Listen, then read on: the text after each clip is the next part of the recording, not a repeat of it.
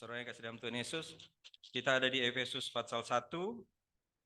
Efesus pasal 1 ayat 15 sampai 23. Jadi kalau kita nanti bisa renungkan selesai, kita akan renungkan. Kalau cuma sampai satu ayat, cuma sampai satu ayat.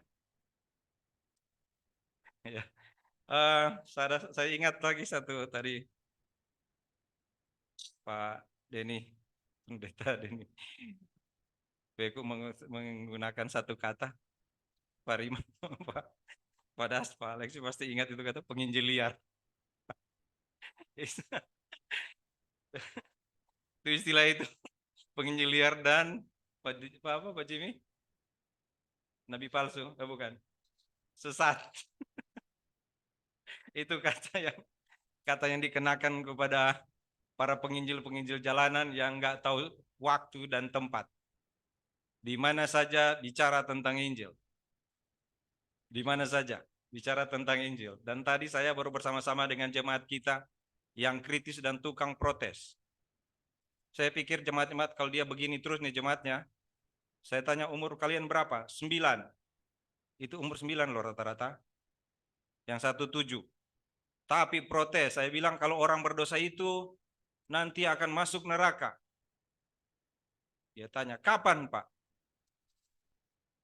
Saya bilang, ada yang udah mau pergi? Enggak, kita tanya dulu, kapan katanya masuknya. Saya bilang, aduh. Ternyata Pak Denny memang benar, pendeta mesti ngajar sekolah minggu ya. Karena dia protes, saya bilang ini, nanti kalau mati. Terus satu bilang, Pak, Om Seni, di sini kok pendetanya Om, Pak. Om, yang mati itu binatang. Kalau manusia meninggal, salah lagi pendetanya. Ini. Terus kan ada 2 yang ulang tahun, kembar. Terus saya tanya, yang ulang tahun siapa? Kamu. Kamu sendiri? Enggak lah. Oh, tahu kan kita kan kembar. 2 lah katanya. Ini jemaat kayak begini. Tapi bagus banget mereka di dalam. Kalau di sini kan enak ya. Duduk tenang ya. Nggak pernah protes ya enggak ya. Jadi kalau pendeta bilang semua, nah bagus itu ya. Bagus ya. Kalau mereka di luar, aduh susah. Ini ntar lagi mau berisik pasti karena mau tiup lilin mereka. Jadi tolong arahkan saja ke sini. Oh ya, kalau nanti mereka lari-lari di depan itu karena mereka lagi tiup lilin. Nah saya agak ragu ini kalau mereka tiup lilin nanti keluar air nih dari apa ini namanya ini. Jadi mungkin tiup lilin di luar kali. Ya, senang sekali kalau mengingat lagi masa pelayanan dan bertemu dengan anak-anak seperti itu. Ya, ada nggak yang saudara ingat? Ada jemaat yang saudara ingat nggak? Yang dulu saya ada di sana dan mereka sekarang hebat sekali. Ada nggak? Masih nggak mengingat? Ada ya? Dulu saya ada di sini dan ada di satu tempat dan waktu itu bagus banget mereka. Dan sekarang saya selalu berdoa bagi mereka. Saya berdoa bagi mereka supaya mereka tetap kuat. Itu yang Paulus bilang di sini. Ketika aku dengar tentang imanmu dalam Tuhan Yesus, tentang kasihmu terhadap semua orang kudus, aku tidak berhenti mengucap syukur. Saya bangga sekali Pak Denny dan Ibu ada di sini. Sudah melayaninya sampai di Amerika, pergi ke Singapura, Kuala Lumpur ternyata penginjil liar. Pokoknya jalan saja. Saudara, adakah orang-orang yang kita ingat yang mereka mengasihi Tuhan? Begini di Efesus. Di Efesus sudah kita renungkan waktu lalu. Tuhan bilang kepada orang Efesus, kalian adalah orang-orang kudus. Kalian dikuduskan, seperti itu ya. Kepada orang-orang kudus di Efesus, orang-orang percaya pada Kristus Yesus. Kalian tahu kalian orang kudus, karena kalian dipilih bahkan sebelum dunia dijadikan. Kalian sudah diketahui oleh Tuhan yang mau percaya, yang mau selamat di dalam Tuhan. Di dalam Kristus, gitu kan yang kita sudah bahas waktu lalu. Kamu sebab di dalam Dia dan oleh darahnya kita beroleh penembusan, yaitu pengampunan dosa menurut kekayaan kasih karunia-Nya. Bahkan itu sebelum dunia dijadikan. Kalian diselamatkan. Kenapa? Karena cuma Tuhan yang tahu sebelum dunia dijadikan. Cuman Tuhan yang punya pengetahuan itu. Jadi kalau dia tahu sebelum dunia dijadikan, nanti sampai pun selesai dunia ini, Tuhan tetap tahu orang di Efesus ini adalah orang-orang yang sudah dia kuduskan. Ya kan? Dari kekekalan, kita pakai istilah dari kekekalan sampai kekekalan. Enggak, di kekekalan saja ya. Di kekekalan saja. Sebelum dunia dijadikan, dia tahu nggak saudara akan percaya pada Tuhan Yesus? Tahu ya? Kalau dia tahu saudara akan percaya pada Tuhan Yesus, dia tahu nggak dia harus jaga saudara sampai di ujung sana. Kalau dia cuma tahu, dia nggak maha kuasa kan? Tapi dia punya kuasa juga kan? Dan setelah dia selamatkan di ayat 13 yang tadi dibaca, sebagai pengantar, kamu dimeteraikan dengan Roh Kudus. Setelah menjadi percaya, kamu dimeteraikan dengan Roh Kudus. Orang yang percaya yang dikuduskan itu, yang Tuhan pilih sebelum dunia dijadikan di dalam Yesus, ya, seperti itu. Dan orang itu dimeteraikan dengan Roh Kudus. Tuhan sudah tahu sebelum dunia dijadikan, dia pilih dalam Kristus, ada dalam Kristus, dimeteraikan dengan Roh Kudus. Setiap orang yang percaya pada Tuhan Yesus dimeteraikan dengan Roh Kudus. Saya berdoa tadi dengan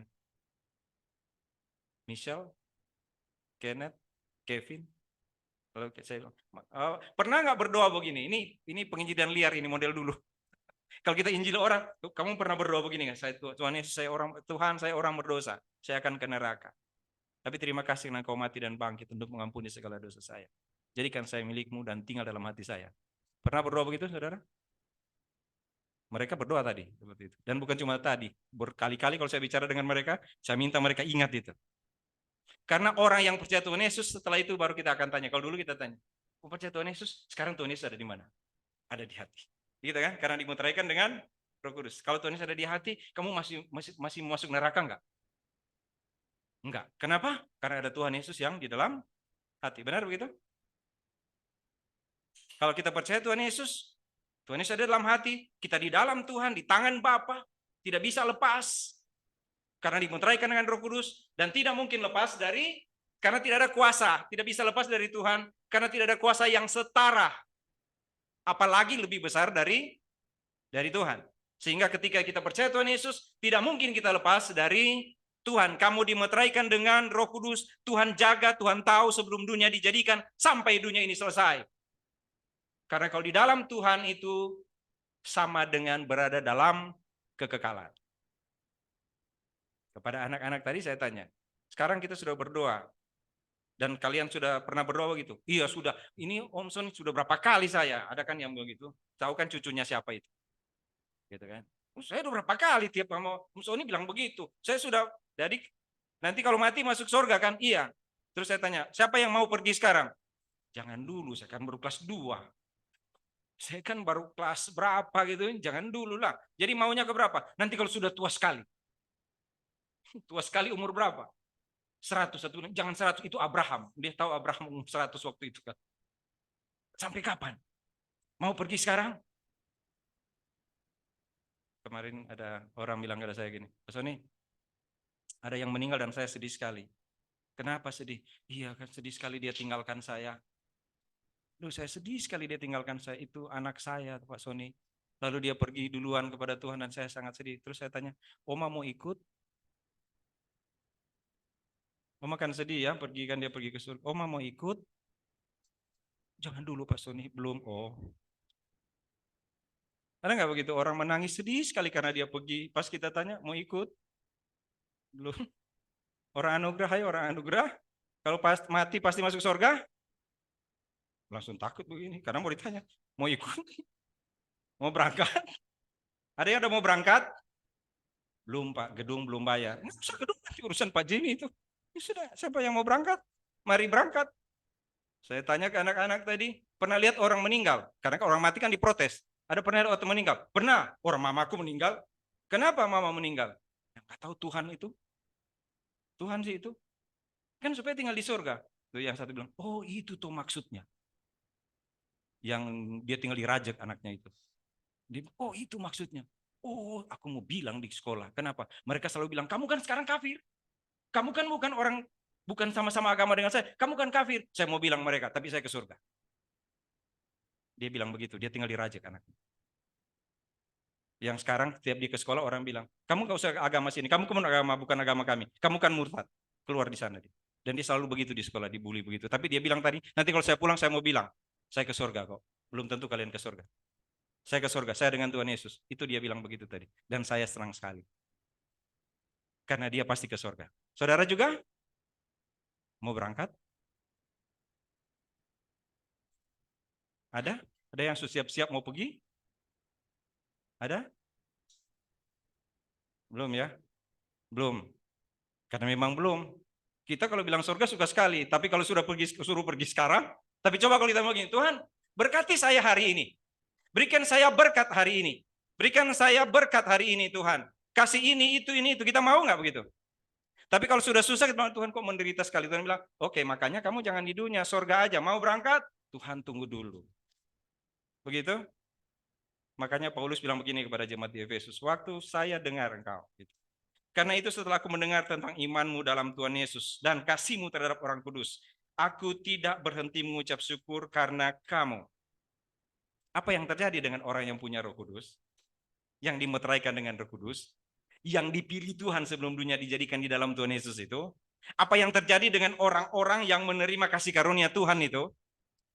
Yaitu ternyata kalau dia orang percaya kepada Tuhan Yesus, dia akan jadi seperti orang Efesus, yaitu karena aku mendengar tentang imanmu dan kasihmu kepada semua orang kudus. Ternyata itu alasannya, saudara. Kenapa kita belum langsung pergi dengan Tuhan Yesus?